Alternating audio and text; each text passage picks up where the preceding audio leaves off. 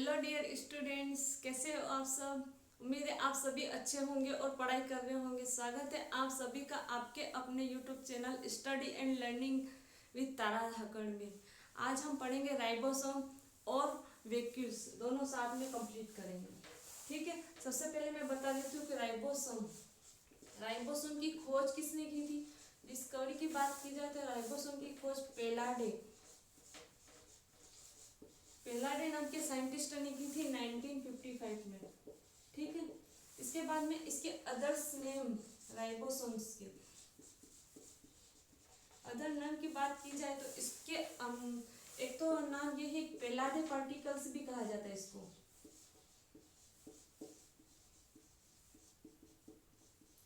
पेलाडे particles, और इसको एक और ये कहा जाता है प्रोटीन फैक्ट्री।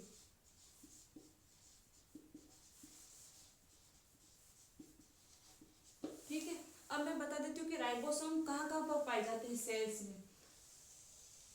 ठीक है, ये प्लांट सेल और एनिमल सेल दोनों में पाया जाता है राइबोसोम्स। प्लांट सेल और एनिमल सेल में पाया जाता है, कहाँ कहाँ पर पाया जाता है, जैसे कि ये क्या है, केंद्रक न्यूक्लियस। ठीक है, इसके बाद में ये क्या है, माइटोकॉन्ड्रिया। मैंने बताया था आपको कि ये माइटोकॉन्ड्रिया में खुद का डीएनए होता है, खुद का आरएनए होता है, खुद का राइबोसोम्स होता है, इसलिए इसको अर्धस्वायत्त कोशिकांग कहा जाता है। आधे से ज्यादा कार्य जो सेल करती है ये खुद ही कर लेता है, तो इसमें भी राइबोसोम पाए जाते हैं। ठीक है, यहाँ पे होता है एंडोप्लाज्मिक रेटिकुलम, जो अभी आपको पढ़ाना बाकी है। इतना याद रख लो कि इसमें भी राइबोसोम पाए जाते हैं। ठीक है, अब यहाँ पे होता है, मैंने बताया था आपको कि साइटोप्लाज्म, केंद्रक और सेल वाल, इन दोनों के बीच में जो कोशिका द्रव्य जो भरा रहता है उसको कहते हैं साइटोप्लाज्म। मैंने पढ़ा दिया था साइटोप्लाज्म। इसमें भी राइबोसोम पाए जाते हैं। ठीक है, और जो राइबोसोम्स गुच्छे के रूप में पाए जाते हैं उसे पॉलीराइबोसोम या पॉलीसोम्स कहा जाता है। क्या कहा जाता है, पॉलीसोम्स या पॉलीराइबोसोम।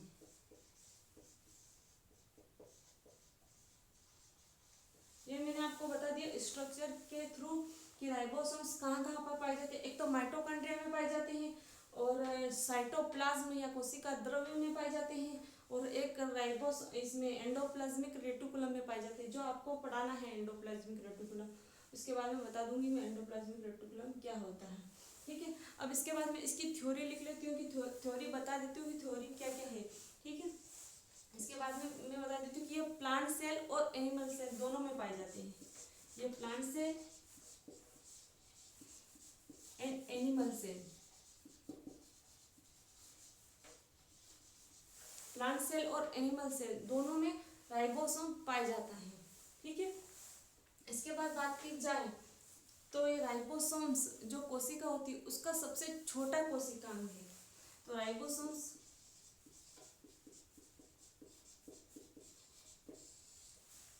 सेल्स का सबसे छोटा कोशिकांग है।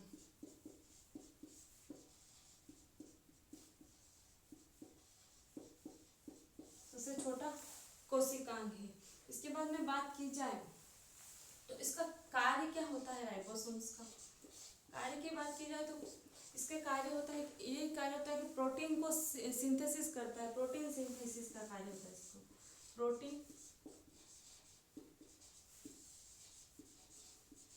सिंथेसिस का कार्य होता है।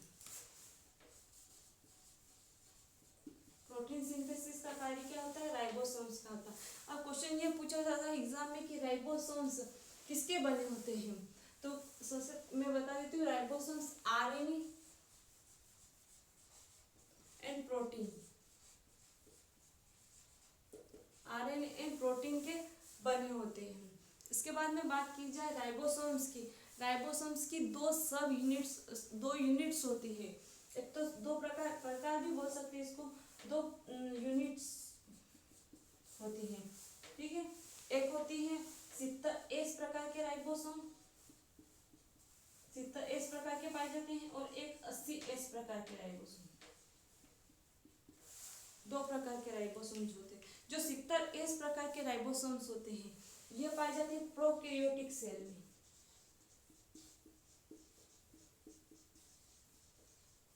प्रोकैरियोटिक सेल में। अब प्रोकैरियोटिक सेल मैंने फर्स्ट वीडियो में ही बता दी थी आपको प्रोकैरियोटिक सेल क्या होती है और यूकैरियोटिक सेल क्या होती है। मतलब बैक्टीरिया वगैरह इनमें पाई जाती है। कहाँ किसमें पाई जाती है? बैक्टीरिया में। इसके बाद में जो 80S प्रकार के हमारे अंदर भी 80S प्रकार के राइबोसोम पाए जाते हैं यानी यूकैरियोटिक सेल में।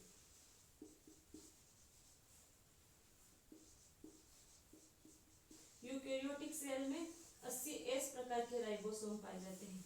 ठीक है, यानी इसमें बोल देते plant cell and animal cell.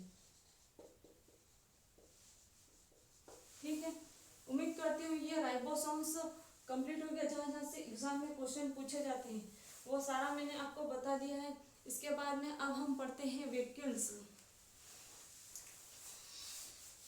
Vacuoles, इसको वैक्यूल्स को हिंदी में रिक्तिका कहा जाता है। ये राइबोसोम्स जहाँ जहाँ से कुछ भी क्वेश्चन उठा सकते हैं इसमें से। ये राइबोसोम की यूनिट्स क्या होती है, राइबोसोम्स 70S प्रकार के और 80S प्रकार के राइबोसोम किस किस में पाए जाते हैं, राइबोसोम्स की खोज किसने की थी। ठीक है, राइबोसोम किस किस के बने होते हैं, आरएनए और प्रोटीन। राइबोसोम्स के कार्य क्या होते हैं, प्रोटीन सिंथेसिस का।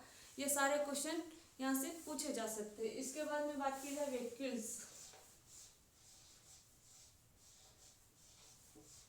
वैक्यूल्स या रिक्तिका,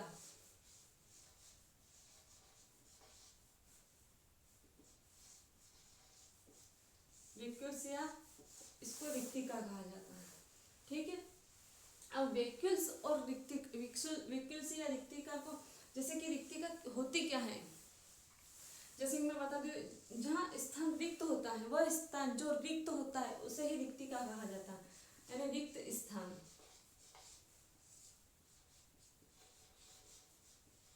ठीक है, रिक्त स्थान को रिक्तिका कहा जाता है। जैसे कि कोई भी सेल्स, प्लांट सेल और एनिमल सेल दोनों में पाई जाती है रिक्तिका।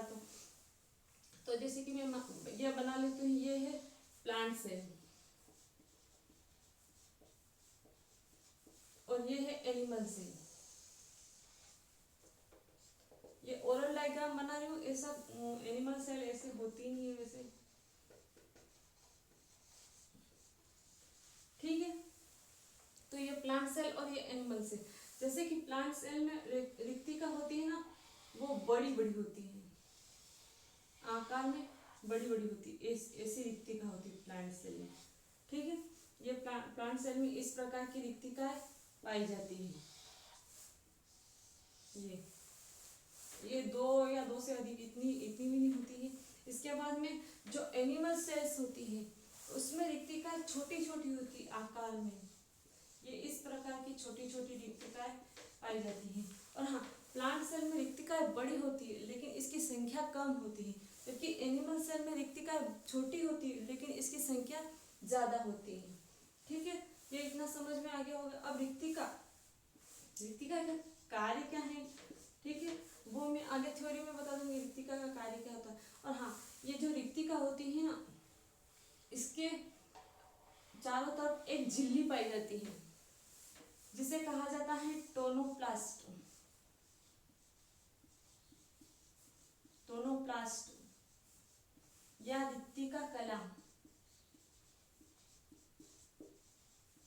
रिक्तिका कला।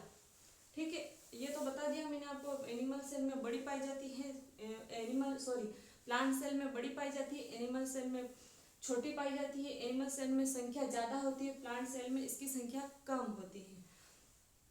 ठीक है, अब इसकी थ्योरी पढ़ते हैं। यह रिक्त स्थान। अब इसके बाद में बात की जाए इसकी खोज किसने की थी, इसकी खोज की थी एंटोनी वॉन ल्यूवेनहॉफ ने। एंटोनी वॉन ल्यूवेनहॉफ ने। ठीक है, इसके बाद में ये पाई जाती है plant cell and animal cell. Plant cell और एनिमल सेल दोनों में पाई जाती है। इसके बाद में बात की जाए रिक्तिका। रिक्तिका का कार्य क्या क्या है, ठीक है।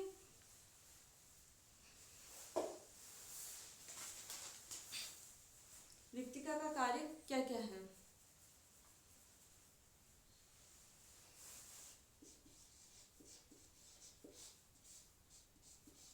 कार्य, और सबसे पहले देखो मैं बता देती हूँ कि रिक्तिका में जैसे कि भोजन को संग्रहण करने का कार्य करती है रिक्तिका। जैसे कि हम रोज खाना खाते हैं और एक दिन जैसे कि फास्ट रह लेते हैं, उस दिन भी हमको भूख लगती है, उस दिन तो हम मर नहीं जाते हैं, ठीक है, खाना नहीं खाते तो मर थोड़ी जाते हैं। वो उस दिन जो एनर्जी हमको मिलती है वो रिक्तिका इसको मतलब स्टोर करके रखती है भोजन को हमारे लिए। उसकी वजह से हमको इतनी ज़्यादा भूख नहीं लगती, भूख तो लगती है। इसका कार्य क्या है, भोजन को स्टोर करके रखना। भोजन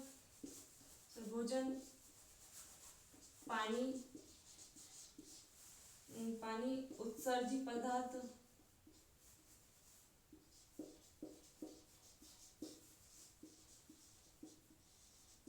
इनको स्टोर करके रखती है। जैसे कि पेड़ पौधे भी होते हैं, जैसे कि कभी बादल छा गए और धूप नहीं मिली तो पेड़ पौधे कहाँ से अपना भोजन बनाएंगे। तो प्लांट सेल में मतलब 80% मतलब 80% जितना मतलब भाग होता है 100% उसका 80% व्हीकल से ही पाया जाता है, ठीक है। तो प्लांट्स में तो और ज़्यादा जरूरत पड़ती है। इसके बाद में बात की जाए तो और क्या क्या मतलब स्टोर करती है, ये कार्बोहाइड्रेट को स्टोर करके रखती है, कार्बोहाइड्रेट फैट को स्टोर करके रखती है, ठीक है, प्रोटीन को स्टोर करके रखती है, लवण को स्टोर करके रखती है, ठीक है। उम्मीद है ये समझ में आ गया होगा आपको रिक्तिका के क्या क्या कार्य है। भोजन, पानी, उत्सर्जी पदार्थ को स्टोर करके, कार्बोहाइड्रेट, फैट, प्रोटीन, लवण, इन सबको स्टोर करके रखती है। अब इन सबको मतलब स्टोर रखने के कारण इसको पॉकेट ऑफ सेल कहा जाता है। क्या कहा जाता है, पॉकेट ऑफ सेल।